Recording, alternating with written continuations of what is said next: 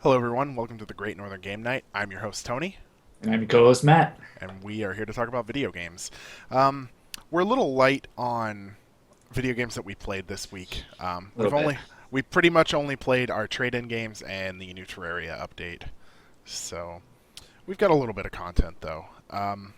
I think first, mostly what we're going to talk about is Terraria because we put in I don't know, like 30 hours Yeah, since just like most of our last free time, weekend. pretty much. Yeah, yeah.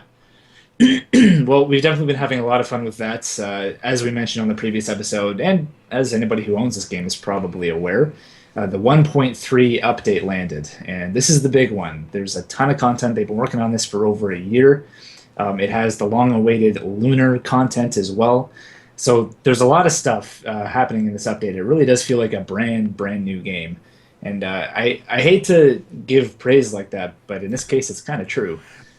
Yeah, that is, I would say, Terraria's strongest point is every time the developers release some kind of update, they're pretty. We talked about this last week. They're pretty few and far between on the big updates, but when they Yeah. come out, they're like big updates.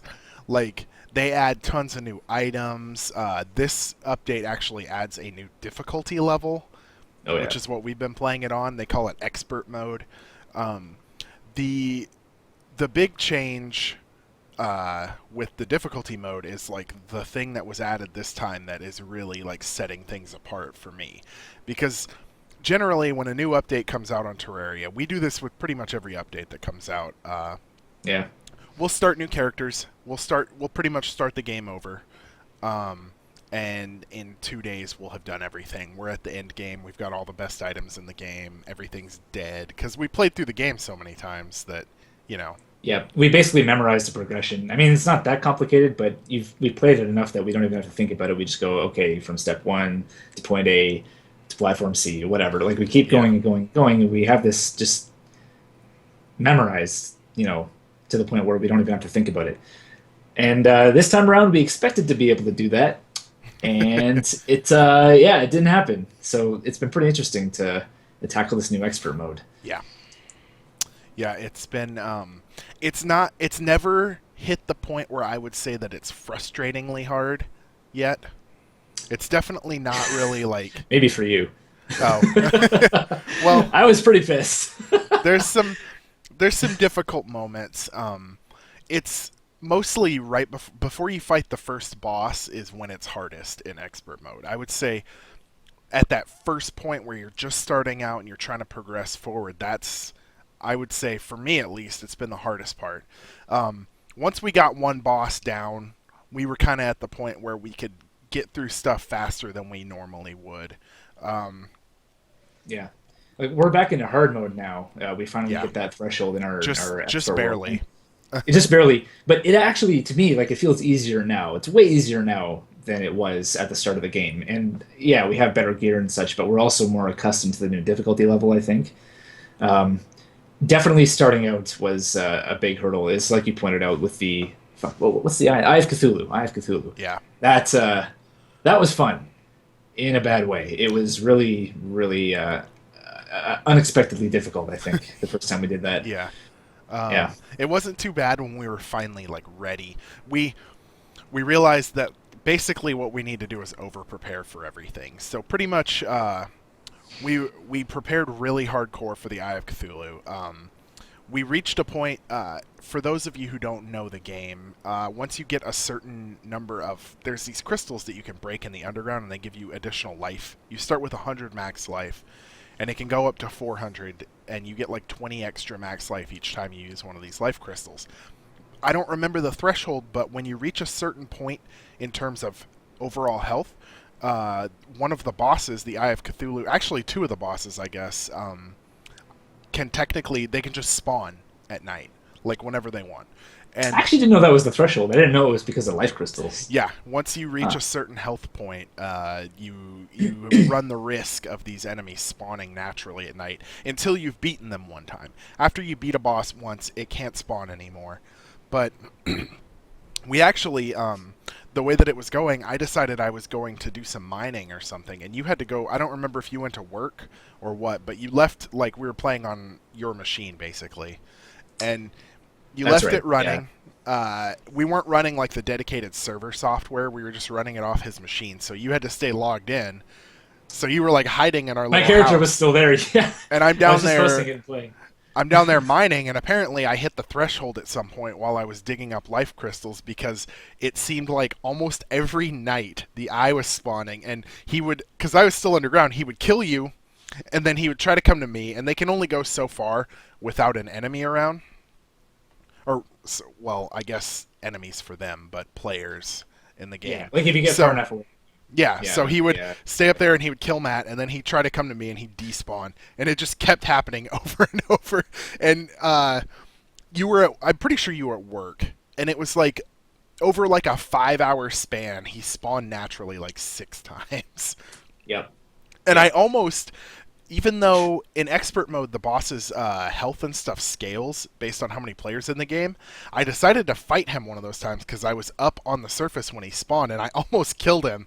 And I was like, he had like 300 health left when he killed me, but I was like, oh man, I'm not gonna fight him again because I might kill him the next time, and I don't want to, I don't want to do that without Matt here. That's So when you decided to log off. Was yeah, that it? that's well, I went back to mining and I just let him keep killing you over and over. Yeah. I That bought. was really fun to come back to, by the way. Yeah, I don't remember if I was sleeping or at work, but I came back to my computer. I turned on my screen, looked at the game, and there were like 15 gravestones all around our starting zone, and they're Yeah, all mine. that's That that's was, not all. You didn't just die to the eye, by the way. We were invaded by a goblin army, yeah. Well, because which once I died, I respawned outside of the house we'd built, so then I'm just kind of, well, free game for anything I boxed you at in that with point. dirt, which helps mostly. Like the slimes and stuff couldn't kill you, but the goblin army can. They have enemies that can shoot through walls, Oh, the and wizards. Yeah. the Eye of Cthulhu just straight like flies through the walls and will like just hang out on top of you, killing you until you die. Yeah. So, you know, I tried. I did my best to You save did. you, I but appreciate your efforts. It's a thought that counts. All that bullshit. it's Um, I guess like we didn't really explain for anybody that hasn't played Terraria. Um, Calling it 2D Minecraft is not really a fair assessment of the game, although it was almost certainly inspired completely by Minecraft. Like the yeah. idea basically had to have come from Minecraft because they're similar games. The core There's concept is the same. You have this world made of blocks and you need to mine resources and craft things. That's the yes, general idea. I digress. Terraria is at first glance you would think that it's simpler because it's a two-dimensional game. There's up, down, left, right. That's all that you have. There's no other Yeah. directions, and it kind of seems like it would be a really simplistic game, but compared to Minecraft, Minecraft is more of like a sandbox game, obviously. If you've ever played Minecraft, there's not really like a defined goal in Minecraft. Yeah. They drop you in this world. There's stuff that you can get. There's a progression in Minecraft, but you can also there's like you can skip steps in the progression if you want to. You don't have to follow the progression at all. You can just build like a huge house out of wood or stone or whatever. Terraria is more of what I would call an actual game. There's a defined goal. There's bosses. There's bosses in Minecraft, but they're not like Yeah, anything it's special. yeah. In Terraria, you have to kill, this boss to unlock the stuff to kill this next boss. And you could skip them technically. Like the boss that triggers hard mode is in that there's a hell section of the level if you get deep enough, and you have to kill something called the wall of flesh down there to trigger hard mode. And Yeah. realistically, you could do that without fighting any of the other bosses. But it's not going to be easy because you get like items from the other bosses that are going to enable you to actually deal damage to that guy. You have to there's a dungeon in the world, like it's like a procedurally generated dungeon. It's like a bunch of little rooms that they just kind of clip together in a random Yeah. way, but you have to kill a boss to get into there, otherwise you die instantly if you try and go in. And that has like the gear that you're going to need to beat the next boss. You could technically beat him with weaker gear, but you're doing like 5 damage a hit, so it's going to be real tough. I don't know why you would want to do that. But there's a progression, there's a really strict progression in terms of ores and stuff. You need this ore to create a pickaxe to mine this ore, etc. And a lot looser progression on the bosses, but there's a definite I'm supposed to fight this boss next, This boss will Yeah. come after that one. You need like, materials from this boss and the next boss to craft this stuff. So it follows more of a structure. The latest update added what is basically the final boss of the game. In this new, they added an event called the Lunar Event, which is we haven't experienced it yet, obviously, because we started in No, we got a long ways to go before we hit that. yeah. Yeah. But I've seen like bits and pieces. I don't want to spoil too much, but I've seen screenshots of it. It all looks really cool. And you fight. Basically, he's called the Moon Lord, but he's pretty much Cthulhu. He's got like face tentacles and shit.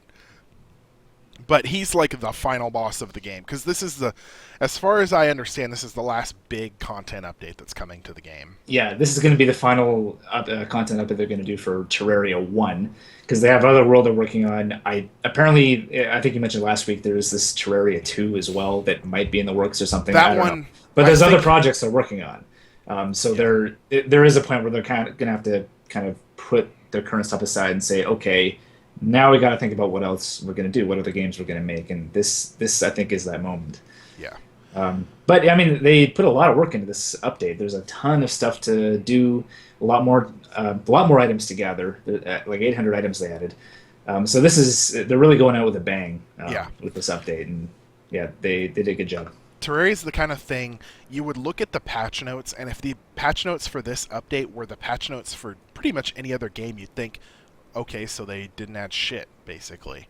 But the stuff they added, it seems like little stuff, but it's like the core framework of Terraria. Like, when they say they added, 800 new items, that's a big fucking deal for Terraria, because at its heart, you're basically acquiring items to help you acquire new items in Terraria. So they talk about, like, oh, we added a lunar event. And in a normal game, you'd think, like, oh, an event, like, who cares? It's going to be like a little one-off thing. But in Terraria, the events are like these big, like, boss fight type of things. Yeah. Like, there's a couple events we still haven't done. There's like a frost event I don't think we've done. Well, there's the frost one. There's that fish boss that I've never fought. I don't know about you, but I haven't done it at all. There's a couple more things to do, and those are just events from previous updates too. It's nothing to do with 1.3. And so we still got a long ways to go. They're all called events, but they're all fairly different. Like, the one that we did do, I know for sure, is the Halloween event that they added, which is I think called the Pumpkin Moon, and that's like it's like a horde mode type of thing. As you kill these waves of enemies, the waves get stronger and stronger as you go. They drop more and more loot.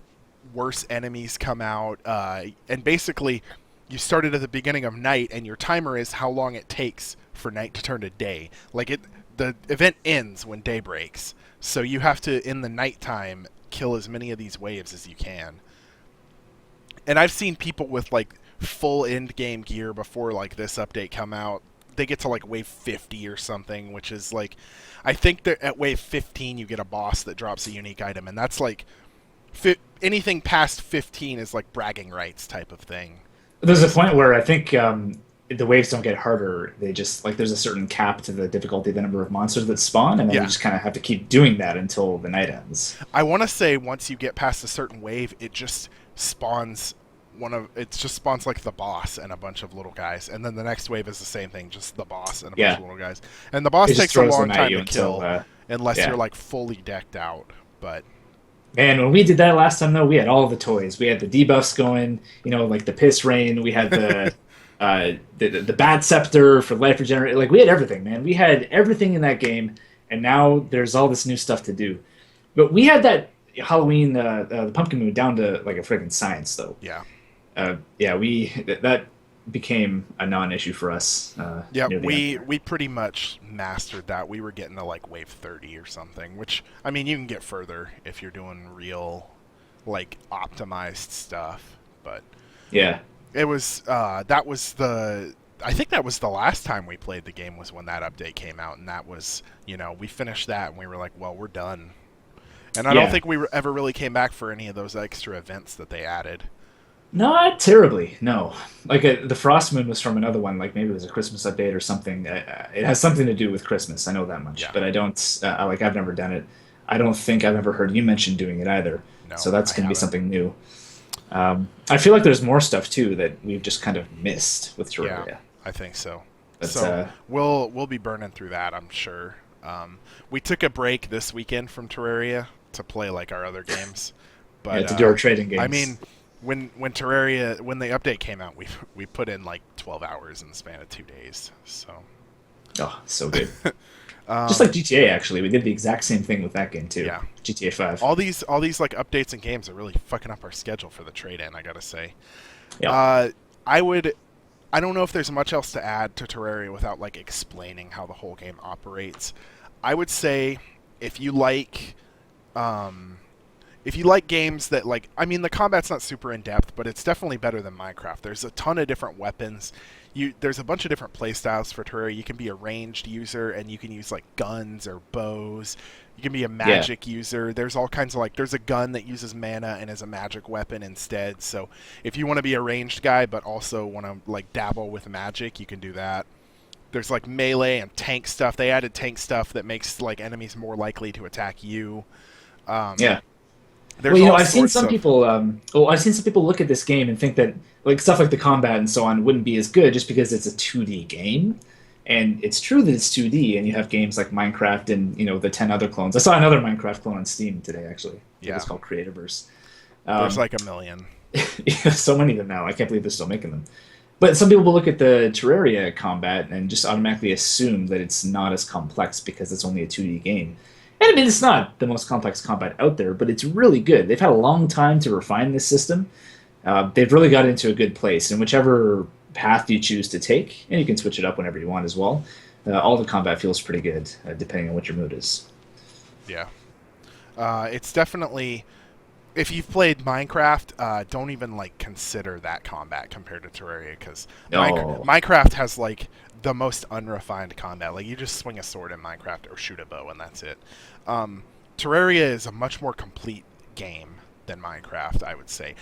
definitely. Little bit less impressive of a sandbox just because it's only 2D, but you can make some pretty impressive stuff in Terraria because it's got regular walls that are like interactable. You can't walk through them, and it has this back wall system where you can build like the back wall of a house. So it's like a mock 3D type of thing, and you can Yeah, make some cool stuff. And for me, I like Terraria a lot more because I'm not quite creative enough to build really cool stuff in Minecraft. Like when it comes to the three-dimensional plane, I just can't. Like everything I build comes out looking exactly the same in Minecraft, basically. yeah. I like to try, but I always have ambitions. I have good ideas, I think, and then I start building them, and then I just kind of give up after a while. I don't have the perseverance to sit through building like the Starship Enterprise or whatever. Yeah. I can't do it. I've seen some really cool stuff, but I can't myself. Yeah. And Terraria, I've seen some ridiculous builds on Terraria. I've seen like crazy pixel art of people like digging out like a hole to the bottom of the world and then like a scale version of like Frostmourne from World of Warcraft, like all the way down to hell from the top of the world. Some people put a lot of effort into what they build on Terraria, but I would say for Terraria, watch some YouTube videos and if anything about it interests you, the game is almost always on sale on Steam. Like pretty much every time you open Steam up, you can get it for like 25 to 75% off. Oh yeah, And yeah. all of the updates have been free. There's no like paid DLC for No Terraria. expansions. Yeah. Everything is free. All these content updates that they put out completely free. So, I would say it's worth a shot definitely if you can get it on sale. I think so Um, too. And if you're a fan of platformers as well, 2D platformers, I don't like calling this game a platformer because that doesn't really do it justice, but yeah. that's the base, it's a 2D game and there's a lot of movement involved. And there's a lot of different items that give you different styles of movement too. Yeah. There's a lot you can do. You can get wings, jet boots, grappling hooks. Um, Ice this skates. like Starbound, the game was spawned from this game basically, and Yeah. I have hopes, but like hesitant hopes that Starbound will become like a space version of Terraria. Like it'll have that same breadth of content and stuff. Little iffy. Starbound's taken longer than they expected, which is understandable. But Yeah.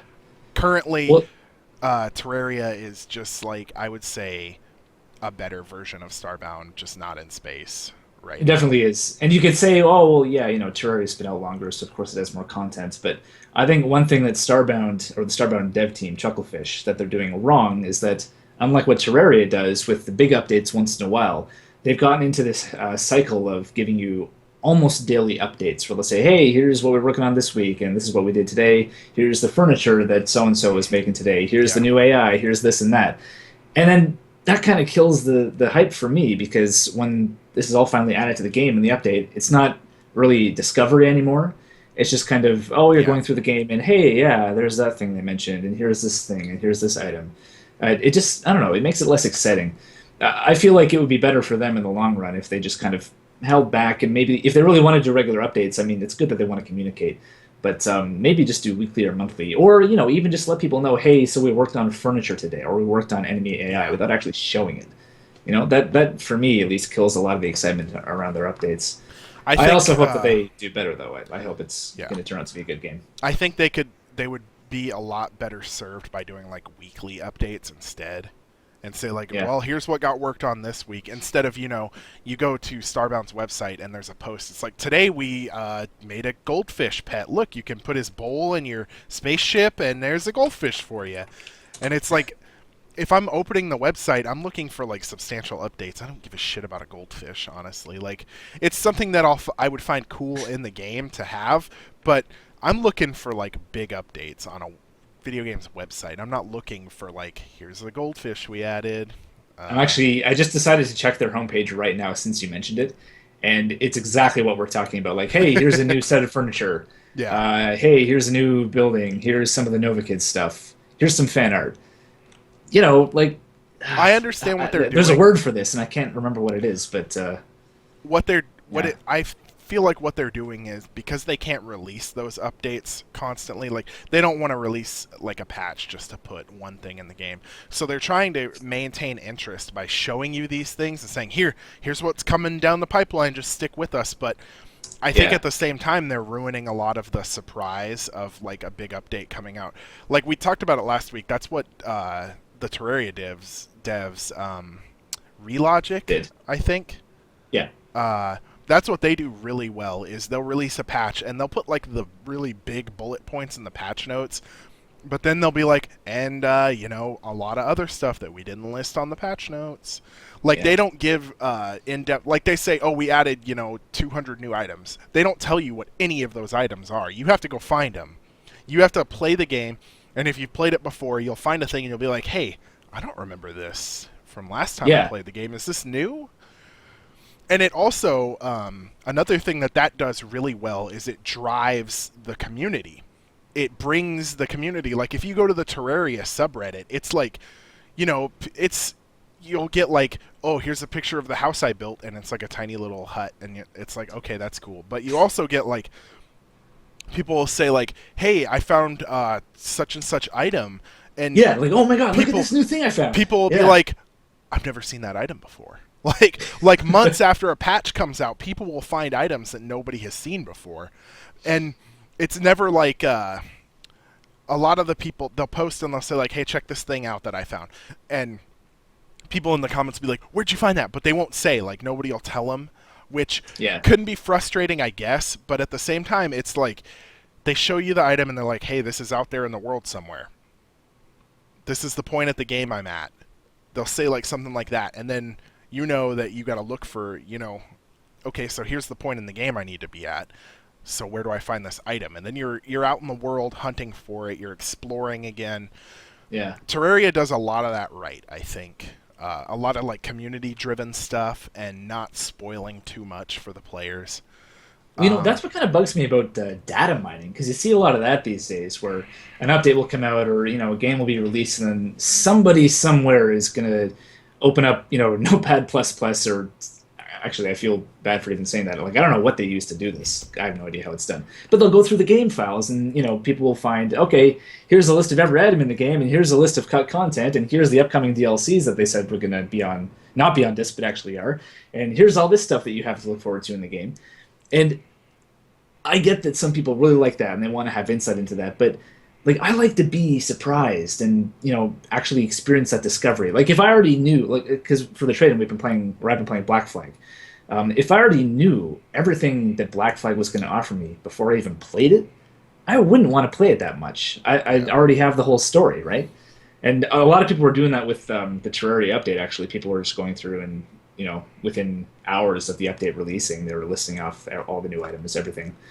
And I don't know, it's that kind of thing. Is just gets under my skin sometimes. See, I haven't seen a lot of that. I will say, you go to the Video Game Generals board on 4chan quite a bit. Yeah, Um, I don't really, and I would say my main source of Terraria information has been YouTube videos from people that are like, there's a few like regulars that make Terraria videos. They make tons of Terraria videos. There's this guy, I want to say it's pronounced Yeromir. He's I not a remember him. he is not Yeah, American, but he does crazy like he'll like, oh, here's me playing through hard mode with a wooden sword, and that's all. And like he does all these crazy like challenge stuff, but he's like the center of the Terraria community basically. He's like the yeah, main point for all of this like branching off stuff. And the subreddit I would say has been really good about not spoiling too much for me. And I don't mind like an item or something being spoiled for me if it's in like a YouTube video produced by somebody from the Terraria, like not a dev, but somebody who plays a lot of Terraria and is part of the yeah, community. yeah, yeah.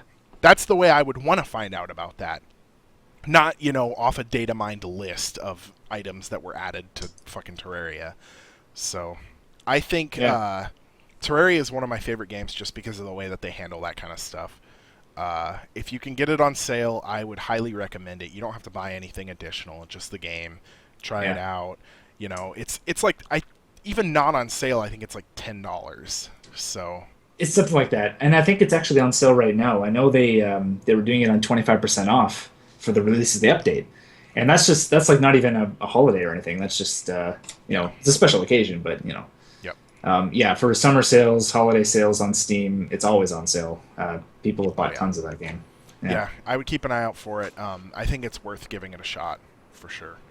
Uh, Mm. if you're really on the fence, watch some YouTube videos and you'll see like the basis of the game.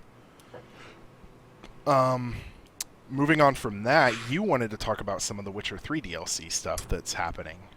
Oh yeah. So when this game was announced, they first pointed out, all right, we're going to do a whole bunch of free DLC, and it's just going to be totally free to anybody that buys the game. Doesn't matter, where you bought it from, if you pre-ordered it or not. It's going to go out to everybody, and they've been doing that. They've been periodically releasing. I have a list here. No, I don't have it anymore. I'm sorry, I did, and it's gone. Doesn't matter. Anyway, they were doing this thing where were putting out little things, Yeah, like it's not. It's like outfits for some of the characters, hairstyles for Geralt, that kind of stuff. I think there's been one or two actual quest DLC as well, and these aren't expansions or anything. This is just like I said, it's free stuff. It's small things. There's actually two expansions they've announced that I think are slated for sometime in 2016. Um, yeah, I just kind of wanted to go over that real quick. Oh yeah, that's what it was. There's an alternate outfit for Siri that was leaked. They did one of these screw ups on I think Xbox Live, where they put it up for sale before it was supposed to be. yeah, And one thing that they did after that happened that I thought was kind of cool was the dev Seed Project Red. They didn't try to deny or make up any kind of excuse or anything. They just kind of come out and said, "Yeah, well, that's what it is," and we're still doing work on that. The design's final. We're just not going to release it yet. So I just thought that was kind of cool that they did that. You don't see a lot of developers these days, I think, being really kind of up and above board like that. yeah. Um, and this is I was about to say it's something that was data mined, but no, this is just Xbox Live uh, screw up is all that was. Yeah. But yeah, I just wanted to mention that. I don't think there's been any other news regarding future content, although there's going to be a lot of it for The Witcher 3 because they're not even working on their next project, which is Cyberpunk 2077. They are doing that. That's coming out. But before they even begin the real kind of grind on that game, I think they said they want to like take a year or a long, many months, long time, and just do Witcher 3 DLC. So Yeah. there's going to be a lot in store. Yep. From my understanding, it's all going to be pre-ending DLC as well. Uh, I think I might have mentioned a couple weeks ago, but I didn't go into details about the ending, of course. But there are situations where after the ending, you can go back into the open world and just keep playing, and you can do any remaining Witcher contracts you want to do, buy your gear, whatever it is that you want to do. I don't know if you'll be able to do the DLCs from that point. Yeah. even though you can still play the game there. So we'll see. But yeah, I just wanted to mention that stuff. That's pretty much it for now, as Yeah. far as I'll be honest, I haven't touched Witcher 3 again since I've been sort of busy on my should. weekends. And then obviously GTA 5 and Terraria have sucked up most of my free time in terms of video games. It's true. You do have a good excuse, I And admit. The Witcher 3 is one of those things. We talked about this, I think, on the first podcast. I can't just like start up The Witcher 3 and play it for 20 minutes. Like I need to Yeah. have a good chunk of time set aside to dedicate to it, or I just can't really get into it properly. I will say CD Projekt Red is easily one of my favorite developers. Not only are they like super open about their plans, they're super upfront. They don't, they'll say like, "Hey, we're gonna release some free DLC, but we're also gonna release some paid DLC." And like, people don't really mind paid DLC. Is like, I feel like developers think, "Oh, everybody hates paying for DLC." Like, people don't dislike that. They just want to know up front, Yeah. here's what we're gonna add. It's gonna cost money. Maybe like here's why we're charging for this instead of it being free. Um, CD Projekt Red is really good at being open, and also it's really funny to watch their interactions with people because they're not afraid to like take shots at other companies or like common practices in the game. It reminds me of the E3 conference with PS4 and Xbox One before they came out, where PS4 was totally just like their entire press conference was like mocking Xbox One basically, because theirs Yeah. came after the Xbox One thing. CD Projekt Red is totally like, I I want to say maybe like they made fun of Dragon Age Inquisition, like just like not directly, like they didn't mention any names, but they said like Yeah. here's our costume DLC and it's gonna be free. Like that sort of like they don't say any names, but they're hinting, You know they're they're poking fun at mocking someone. other Yeah. devs for charging for that Yeah. kind of stuff. Um, they're They've got some super like backbone though. I don't know if this was a developer of theirs. I'm trying to find it. It was some exchange on Twitter, and someone was pissed off with CDPR because they didn't include many or any people of color. Like they're all white people in The Witcher 3, yeah, or mostly white people. And someone took issue with that, as people tend to on the internet, and they pointed out, like why it's 2015. Why are you not being progressive? What's the matter with you? And the reply to that was something along the lines of, well, I'm Polish and I want to write about my culture and my history and I want to tell the story I want to tell. It's not my job to put culture from other countries into my game if I don't really feel like it. yeah, It's not my fault that there's not a lot of like game developers in Africa, you know? yeah. That's not my responsibility. And it's And definitely The it's Witcher. sensible, you The know? Witcher definitely has a lot of like Polish undertone type of stuff. There's things that happen in The Witcher that I kind of like when they happen. I'm like that was kind of odd, but I think it's like a cultural difference is what it is. And Yeah. The Witcher is like a really big thing in like Polish. There's like books about The Witcher and stuff. There's a ton of books. Like the game is based off of a book Yeah, it's based off a from series by from Sapkowski or someone. a Polish Yeah. writer. I'm pretty sure. So it's Yeah. like The Witcher is like Polish through and through, basically. Like it's in English, but it's a Polish game, basically. Yeah. No, it definitely is. In fact, I think there's well, the when the game was being made, they didn't do a Polish script and then translate it. They actually wrote the English script alongside the Polish one. So there's actually relatively few cultural screw ups, apparently. I mean, I haven't played the Polish version, so I really can't say from firsthand experience, but that's what I've been reading from folks that have compared the two. Because you know how some people will prefer to have the original language of the game and then Yeah. English subtitles. So some people would do that because they prefer the voices and so on. And apparently there are actually differences in the story. Very, very small differences, of course. I'm not writing a different story entirely, but there's these little kind of cultural nuances in the Polish version that instead of being poorly translated to English are just left out and replaced with something else that makes sense in English. Yeah. And I And think that's a really smart way to go about it, you know? I believe most of the devs at CD Projekt Red speak English too. So that's a pretty good. If you can speak two different languages, then there's gonna be a lot more care taken in like the translated versions. Yeah, definitely. So yeah, I need to finish The Witcher for sure. Which I should be able to find time now because I think we're slowing down a little on Terraria. We haven't played it as much. Uh, Well, I really hope you do, because man, I want to talk about this game. I've been waiting for like 3 weeks to talk about this game, or 4 weeks or something. Ah, it's I'll so get good. I'll get to it. Um, Speaking of DLC though, we were talking about The Witcher DLC. I wanted to talk a little bit about TF2. Um, Yes. Team Fortress 2 is a game that we have quite a bit of history with. This is basically like we met on a forum a long time ago. I'm not going to tell that story. That's how we know each other. But I would say we didn't really become like friends until we started playing TF2 together. A lot of That us was used the to big play thing. Like, TF2 together a lot. yeah, this is on the shit. I'll just say it. This is from the Explosum forums way back when. This is in 2006, I think, is when we Yeah, first met, or when we something first like that. joined the forums. Anyways, Well, around it's a long time ago. But 2007 is when TF2 came out, and that's I right, yeah, believe. that was the beta, I Yeah. think, or it No, was I think it's the just full short before release that. was 2007. I think the beta was going in 2006. Could be wrong. I don't know Okay, specifically. well, point is, on that forum, and at the time it was a popular forum. It doesn't actually really exist anymore. It kind of does in a way, but Yeah. doesn't really bear We're not mentioning. we're not Um, plugging them. yeah, Don't you visit that. douchebags. Don't visit that website. Don't go to it. You know It's who you not are. important. They have web comics. Who cares? Yeah. Uh, Um, but there was this big regular thread for TF2 in the video game forum at the time, and that's where it all started. yeah. So, well, like you said, we've been playing this a long time. This update, I think, is kind of a first for Valve, or at least for TF2. I don't know if they've been doing similar things with CS:GO because I don't pay a lot of attention to that This game. is. I'm pretty sure this is the first DLC they've released for TF2 that costs money. Yes, Um, that is true. Like this flat out has a fee. If you do not pay the upfront fee to participate, you don't get to participate in the content at all. And I mean, in the some of grand scheme the. of things, it's not that bad, Yeah. but it I is mean, different from what they've done before. well, TF2 is a pretty polarizing game, I would say. There's a lot of people who played it a long time ago when it first came out, and they hate it now because of all the changes that Yeah. Valve has done.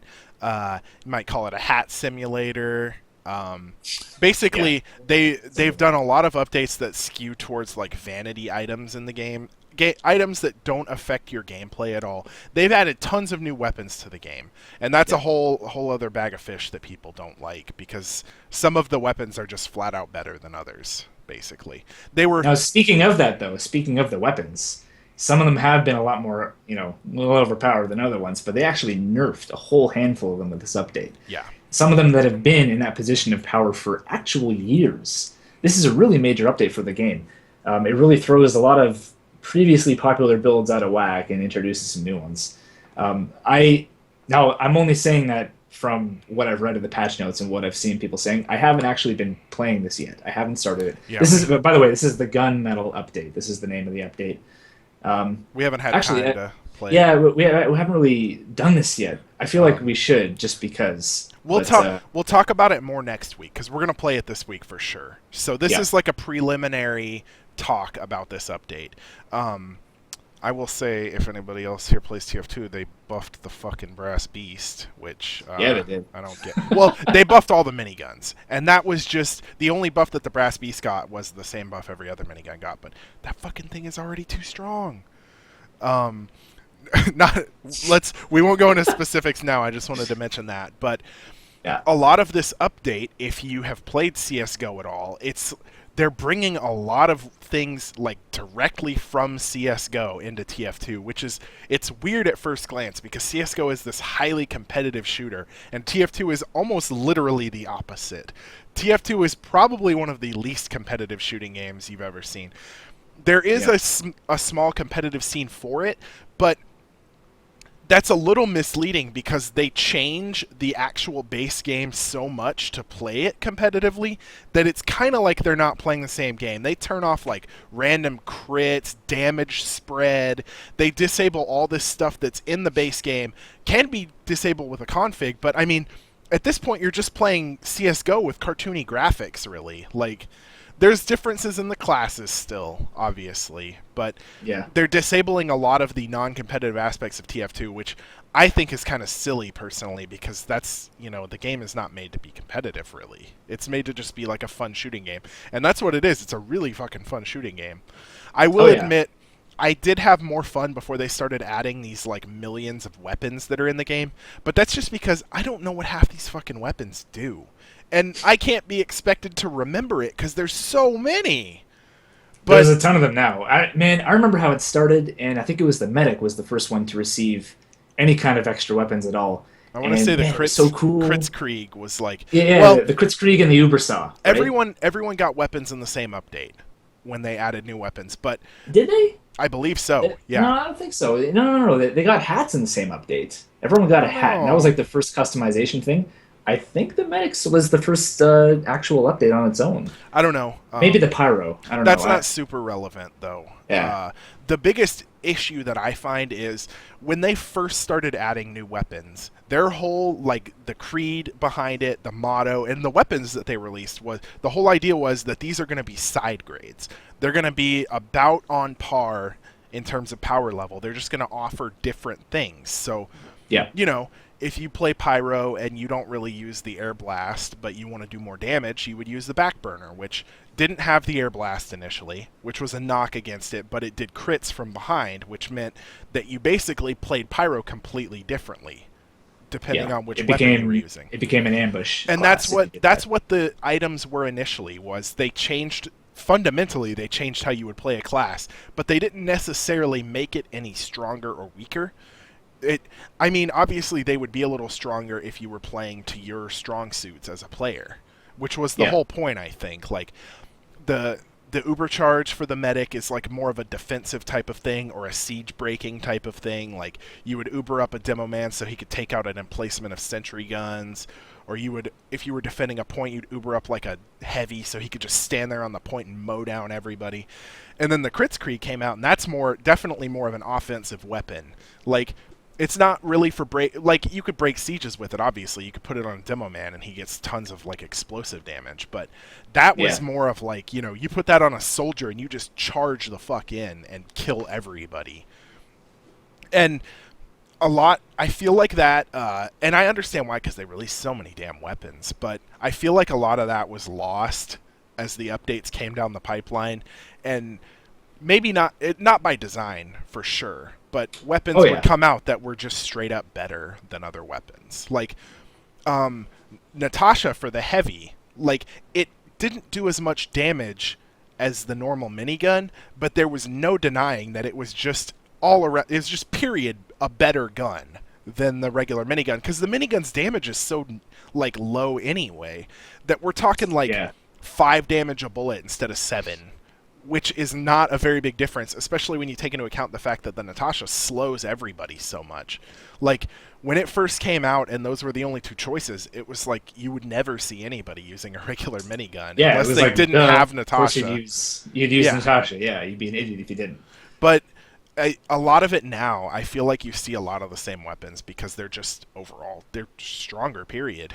Like, There's a couple that are better. I still really enjoy the game. I actually haven't played it in a while. It's been a few months now because I got bored of it, I guess. But I don't think the game ever reached a point where I actively could play it and then think, man, like this is really bad.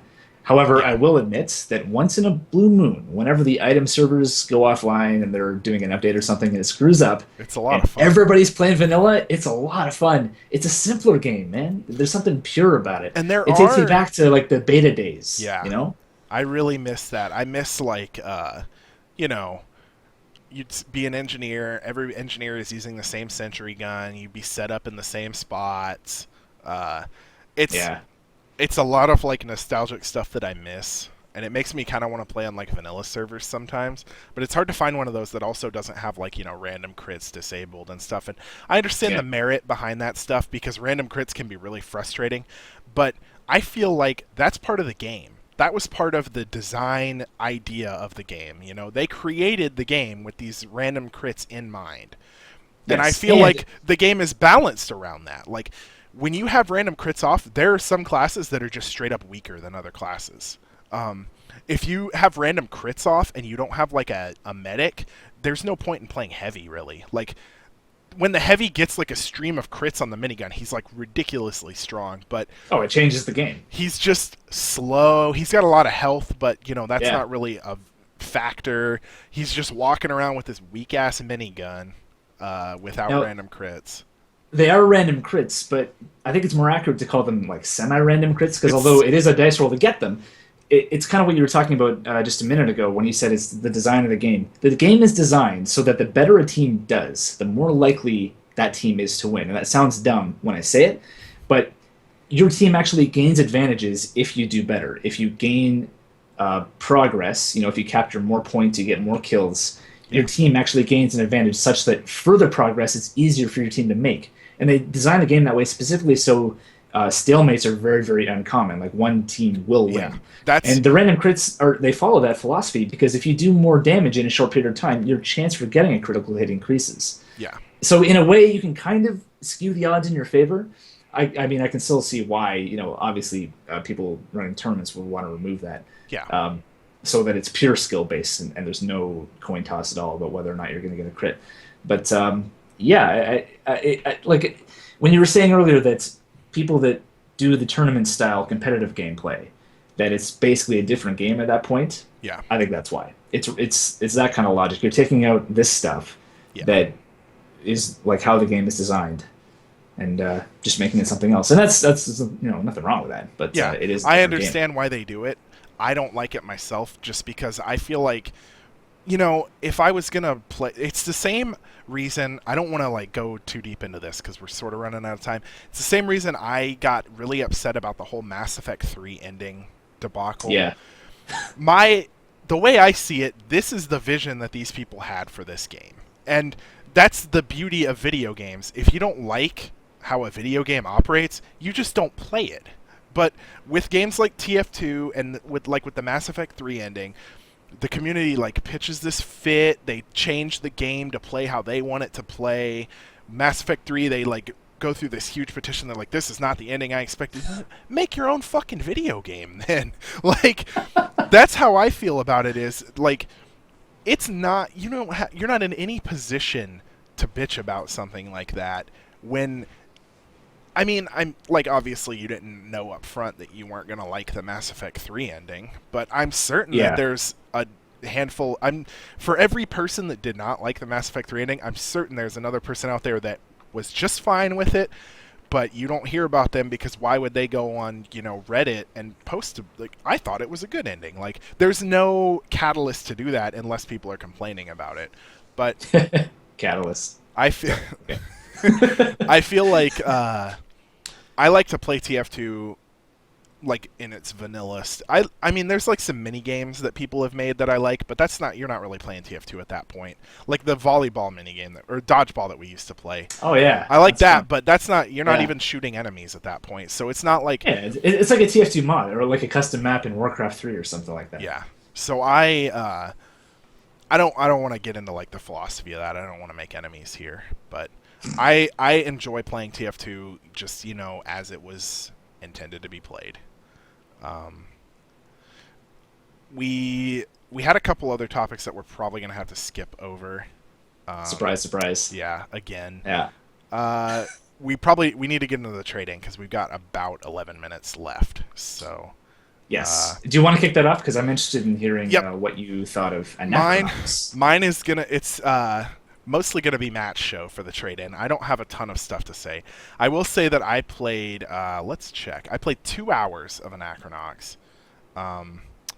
Jeez. And that doesn't Oh, no. that doesn't sound very good, and it's not very good. It's not the game for me. I'll say that. And I do think that a lot of my issues with the game just come from the fact that it didn't age very well. The fact that I'm playing games in 2015 and this game came out in like 2001. But Yeah. I had a lot of problems. One of the biggest issues that I had was actually a mechanical problem. There's something wrong. I don't know if it was like because I was running it in windowed mode, because I'm on Windows 8. I don't know, but when I try to move, I will be walking forward and my character will like lean to the left. He'll just like start walking that way. And if I try and turn him right, he'll go straight, but like his model will be like glitching out and like freaking out all over the screen. Um, and That the only solutions I found online for that, someone was like, turn the max FPS on the game up to 200, and like I did that and it didn't fix anything for me. that does sound like a bug. Yeah, and That's weird. I That's tried it really multiple weird. times. Obviously, I didn't just play all that in one sitting, which is another Yeah. problem that I had. I couldn't get into that game enough to just sit there and play it for a long time. Um, I will say that the story that I got was amusing. It's a game that doesn't take itself seriously for sure. Yeah, Um, definitely. it has some interesting quirks to it. Another really big issue that I had is I want to say it's like to skip load screens. Instead of having a load screen, like after you finish a battle, the camera will pan back behind your character, but it just moves really fucking slow. And then it zooms out, and it seriously takes almost a full minute after I finish a fight for me to get control of my character back. Like it does this really slow zoom out until it's at the default camera angle, and only when it hits that angle do I get control of my character again. And that was happening, anytime I finish a dialogue with someone, it would do that. Anytime I finished a combat segment, it would do that. Uh, the combat That's itself, huh. I don't know if these were bugs or what, but That really sounds like it's some kind of bug or performance issue because what you're describing, I never ran into. I remember what you're describing where, after you finish a sequence, the camera would kind of pan out, sort of maybe behind the I'll character back again. That seems like something we could fix though, because I really want you to give it another try. But I'll cut it it. does sound like you're describing some weird glitch. I'll record a little bit of video of me playing it so you can see what I'm talking about with these weird glitches. Yeah. Um, the combat, it's like a JRPG type of combat. It wasn't. I mean, I like JRPGs, but the combat has never been a reason that I've liked JRPGs. Like, it's not Yeah. terrible, but it's not particularly engaging. I will say that the combat is really fucking hard in Anachronox. The It can get pretty first, dicey. Yeah. the first real encounter that you get that is not, well, no, sorry. This would be the second encounter. You fight two guys at once, these two thugs, and they throw what are called bindle bags at you, which is just a bag full of explosives. And if you don't like play the combat, I had to redo it like 4 times. If you don't play it out perfectly, you die. Like when the time I finished the fight, I had like 20 health left. Like I was about to die if the fight went on like 5 more seconds. I would have taken another tick of damage from that fire and died. Yep. Um, I remember that exact fight too. yeah. Yeah. So that was the difficulty didn't really drive me off though. It was more like the game just it felt kind of clunky for me. It was hard for me to get into it for a long period of time. Like after like 15 minutes of playing it, I was kind of like I don't really want to like I'm kind of over it right now. Yeah, I don't want to do this for another The 2 or 3 graphics are hours. bad, although that isn't really a big deal for me. Like Yeah. graphics aren't a deal breaker for me. They're really bad though in this game. But Yeah, this is a it's really old game. pretty old game. It's not pretty. Yeah, So I just like the main issue for me was I couldn't get into it enough to want to keep playing it, and I for a few times I forced myself to play it anyway, and I just got bored of it within like 10 minutes, and I didn't want to keep forcing myself to try and play it and not have a good time. So yeah, and I feel like a lot of the issues were those weird like performance bugs that I was having pulling me out of the game. So yeah. it's That is really bizarre. yeah. So I don't know. Maybe I didn't give it a fair shake, probably, and maybe I'll come back to it. But from what I played, it just didn't really. It wasn't really my cup of tea. I don't know if it's just because it's an older game or didn't age well, something like that. But that was what I got out of it. And admittedly, I didn't see very much of the story, so I don't have much to talk about there. I do like that it's this weird like spaghetti western type of thing, but going on like in weird like super far future outer space type of thing. Yeah, So I think that's what I liked about it the most. Actually, is I mean the characters and the story. Obviously, the combat's nothing to write home about. yeah, But performance issues aside, definitely like just the fact that you have this band of misfits, right? And they're all losers, but they still kind of come together and go on this adventure. I don't know. I like that's really vague and generic what I just said, but it's actually the truth in this case. I will say But that one thing that really interested me, it's weird to have that sort of combat in a game like that. Like, it's not what I would be expecting at all when I went into it. Like, that sort of like Deus Ex futuristic vibe type thing, and then you get into the combat and it's like turn-based JRPG style combat, and it's like it's weird and it's kind of interesting at the same time. I feel like if there was, because I feel like if there was more combat, and maybe there is later in the game, but the point I was at in the game, I wasn't getting into very many fights. I think I had 2 real fights outside of the training area. But maybe I'll give it another shot if we can try and figure out how to fix those issues. But it just didn't. We'll do it at some point. I'm gonna bug you to play it. I'm gonna bug you to keep playing it, and I don't know. We'll see if we can figure out those performance issues you were having too. Yeah, it didn't really draw me in, unfortunately. Yeah. So we've got a bit of time left, and we need to talk about Black Flag, which you played considerably more than I played my game. Yes, which is a good sign, I would like to think. Yeah, it definitely. I feel like I enjoyed it a lot more than you enjoyed Anachronox. Now, saying enjoyed, I did not finish the game. I haven't finished it yet. That's been a recurring issue for me, hasn't it? Well, I didn't expect you to finish this game. Well, you would have been. I did. Well, I looked up online just to see kind of, on average, how long gameplay tends to take for people, and apparently you can blow through it in anywhere from 10 to 20 hours, depending on how fast you go. Yeah, but I knew you weren't going to do that. You play games a lot like I do, so... You just know me too well. Yeah. That's all it is. But yeah, I really did enjoy it from what I played. I'm maybe... I want to say not quite halfway through the story, maybe a third of the way through. I won't say where I am in the story, although it's not exactly a new game at this point, so spoilers aren't really a big deal. You may have gotten further in the actual story than I did, because I got really sidetracked with side stuff when I played that game. I can't say that I blame you, because there is a shit ton of side stuff to do in this game. I was not expecting this, by the way, because I haven't played a lot of Ubisoft titles. I really haven't. And the general impression I get just from hearing other people talk about them is that they suffer from a lot of the same things that many AAA franchises do these days. In this one, though, man, I was really surprised. The amount of collectibles and things where maybe you're not collecting something, but the point of it is, hey, here's this item of interest on the map, go there. That kind of stuff, this game is full of it. And not just on foot, in the open sea as well. Oh, and that's actually one of the things that I really wanted to mention. The sailing in this game, dude, I think this game did not start out as an Assassin's Creed game. I think this started out as someone at Ubisoft just thinking to themselves, no, I really want to make a really cool pirate game. A really cool sailing game in the 1700s. I think that's all it was. And then from there they thought, well, we kind of don't have the resources to do that, but hey, here's this new Assassin's Creed title that we need ideas for, or whatever the hell, however they do it. I really think that's what this came from, because whoever was in charge of the sailing in this game really, really must love like sailing and 1700s like pirate culture and that kind of stuff. The attention to detail in the sailing is nuts, or at least as far as I'm concerned. Like, the water is amazing and the waves are huge, and when you crash through a big wave, you get all the water splashing up onto the deck of your ship, and storms will hit, and then there's big waves you have to go through properly or else you'll destroy your ship, and there's water spouts, and all kinds of shit's happening, and your crew sings shanties, man.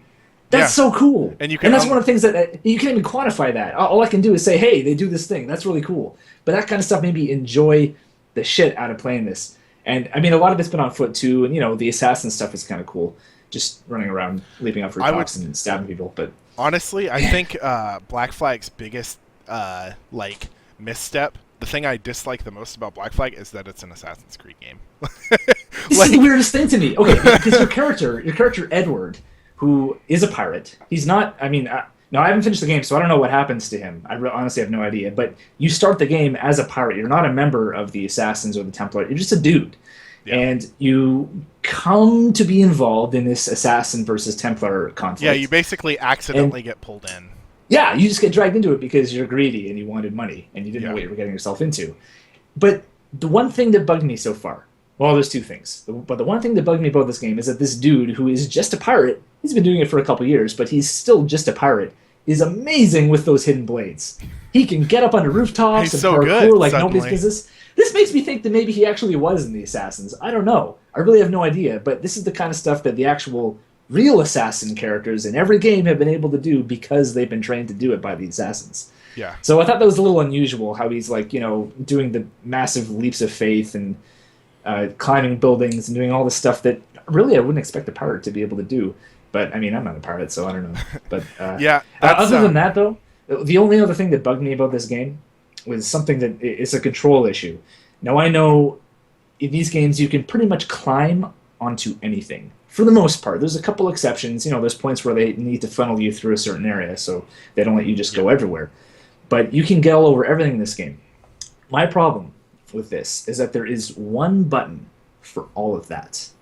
You hold on the mouse and keyboard. You hold Shift to do this, and then no matter where you go, what you're doing, you will move. You will progress. Yeah. And it just becomes a problem for me if you're ever running through an area, you get stuck. Your character Edward will latch onto walls and objects that he's trying to climb up on when you don't want him to do that, because the same button for climbing things and jumping over them is the same button as what you do, what you press to sprint.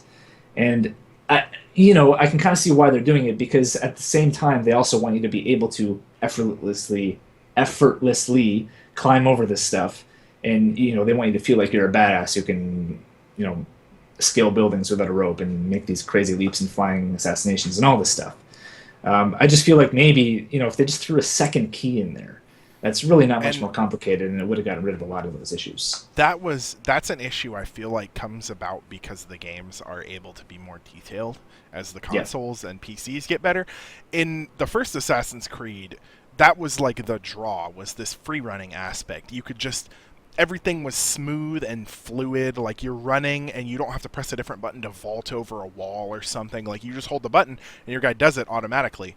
And in those games it worked really well, but I feel like as the areas get more dense, there's more like geometry in the levels and stuff, it becomes more of a problem of like, that's not what I didn't want you to do that. Stop please. And it can become a real big problem in some parts of like Assassin's Creed 3 and Black Flag if you're not supposed to be in an area, and then you accidentally vault the wall to get into that area while you're trying to run past it, and suddenly you've got like a million guards chasing you, and you're like, come on, this isn't not what I wanted. Yep, that's how it's been. And there have been vertical 3D games, like vertical FPSs, vertical third-person shooters for a long time, where they incorporate multiple altitudes into the map design.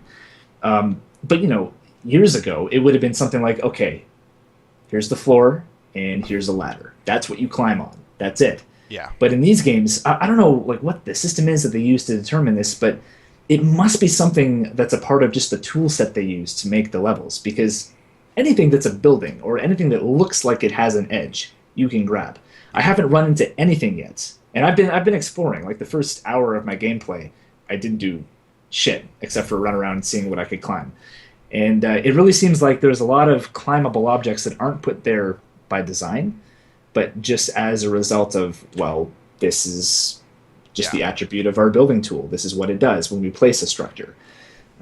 So I think it maybe suffers a little bit in that sense. It's also a good thing because it doesn't take you out of the immersion. You'll never run into a situation where it's like, well, I can climb up this windowsill. Why can't I climb up this one?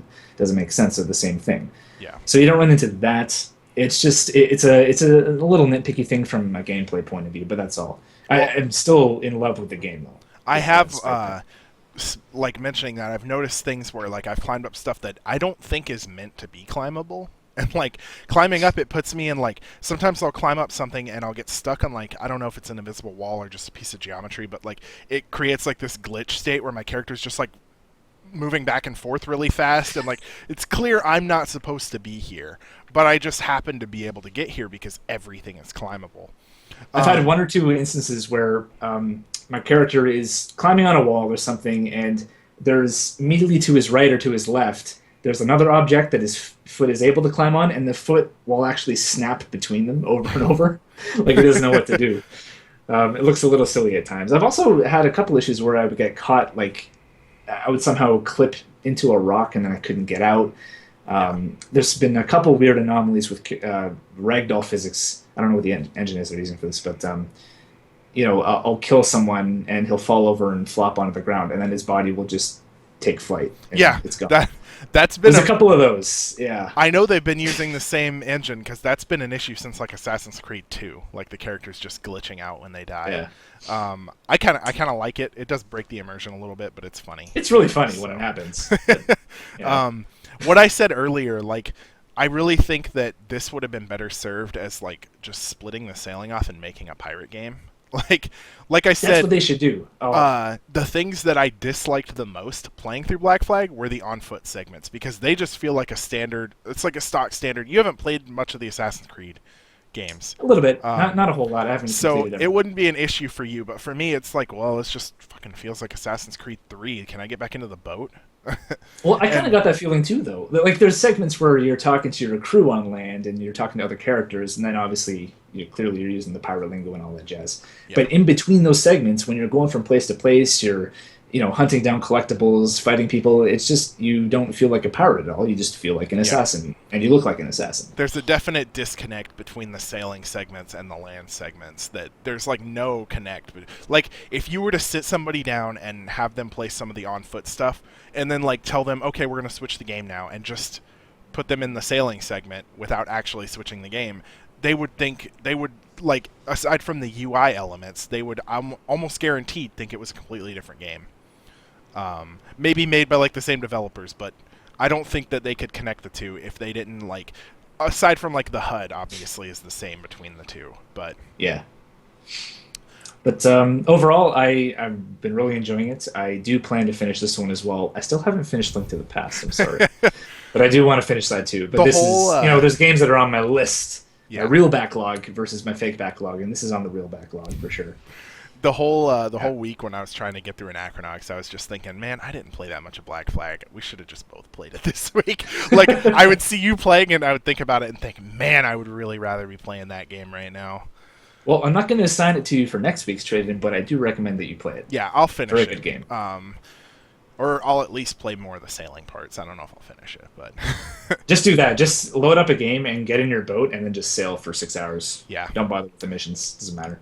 So speaking of the trade-in for this week, we're gonna do one more week, I think, of assigning each other separate games, and I believe next week at the end of the trade-in we are gonna do our first where we assign the same game and both of us play it because we both never played Yeah. it, That's the plan. barring any unforeseen circumstances. So I was looking through your list of Steam games, and I picked one that I know for a fact you will be able to finish this week, assuming that Good. you enjoy it and play it, because I think I don't know exactly how many hours I put into the game when I played it, but it was like less than 10, I think. Yeah. I am going to have you play Rochard, which is I put 6 hours in the game and I beat it. Okay.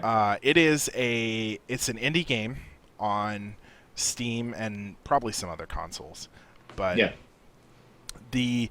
it reminded me so much of the original Portal when I played it. It has some Really? mechanics that are similar to Portal, but it also has completely different puzzle mechanics. But it's a 2D game. It's a 2.5D game, I guess I would call it. Like Okay. it's one of those games where you're stuck on a plane up, down, left, right, but like the background is kind of like parallaxed out differently, and it looks like the things in the game are 3D models. They're just confined to a 2D plane. But it is a puzzle platformer. You're like a mining engineer or something on this space station, I think. Are you Rochard? Is that your Yeah, name? I believe that's your character's name. Okay. And it doesn't have much of a story to it. It's one of those games I don't think your character talks, but the gameplay is really fun. The puzzles are like hard but not frustrating and really satisfying to finish. It's got some interesting parts of the game. I think you're gonna like it. If you enjoyed Portal 1 at all, you'll probably enjoy Rochard. So Yeah, that's a game that I know I've owned for a while, and I don't. it think was I a paid humble for bundle. that. Well, was it a bundle? Because I know Yes. I picked it up for free. I know that much. Okay. I got it for free somewhere, and now it's in my Steam library. I guess it was from a humble bundle. Because But I know nothing about it other than what you just told me. the reason I decided to play it was I was digging through my humble bundle list and I was like, let's just pick this game.